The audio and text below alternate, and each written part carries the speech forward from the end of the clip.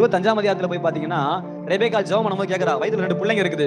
நான் இப்பயே பிள்ளைங்க முட்டிக்குது. நாளைக்கு பிள்ளைங்களுடைய வாழ்க்கை என்னன்னு கேட்டதனுடைய எதிர்கால தீர்க்கதரிசனத்தை தான் கர்த்தர் என்ன பண்ணாரு? சொன்னாரு. எதிர்காலத்துல உன் பிள்ளைங்க 2 என்ன பண்ணிக்குவாங்க?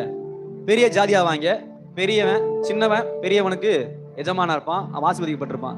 இது சொன்னதுனால நடந்த சம்பவம் இல்ல. நாளைக்கு நடக்க போற சம்பவம் எப்படி இருக்கும்னு சொல்லி ரெபேக்காள் விசாரித்ததுனால அந்த வெளிப்பாடை ரெபேக்காளுக்கு கர்த்தர் என்ன பண்ணாரு? சொன்னாரு. அந்த வெளிச்சத்தை ரெபேக்காள் நல்லா மனசுல புரிஞ்சு வச்சிருந்தா, இதனால தான் ரெபேக்காள் யாக்கோபுக்கு தைரியமா நீ போய் என்ன பண்ணு, உங்க அப்பா கிட்ட போய் நீ கேளு, ஆசீர்வாதத்தை கொடுப்பாரு. ஏன் கொடுப்பாருன்னா கர்த்தர் அன்னைக்கே சொன்னாரு, உன்னை ஆசீர்வதிப்பது கர்த்தருடைய பிரியம். ஆனா இந்த கதையோட ட்விஸ்ட நம்ம யாரை திருடனா மாத்திட்டோம்? யாக்கோபு திருடனா மாத்திட்டோம். அவன் திருடலாம் கிடையாது. அவன் ஜாக்கிரதையா அந்த ஆசீர்வாதத்தை சுதந்திரித்துக் கொள்ள, அந்த ஆசீர்வாதத்துடைய வேல்யூவை புரிந்து வைத்திருந்தவன். சேஷ்ட புத்திர பாதத்தினுடைய வேல்யூவை இது எதை காட்டுது அப்படின்னு பாத்தீங்கன்னு வச்சுக்கோங்களேன்.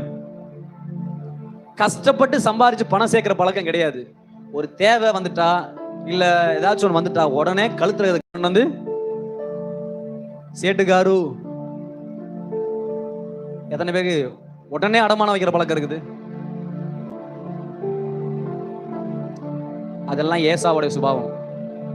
நமக்கு ஒண்ணு தேவைன்னா உடனே என்ன பண்ணி கொண்டு வந்து வச்சவங்க பாதி பேர் என்ன பண்ண மாட்டாங்க தெரியுமா?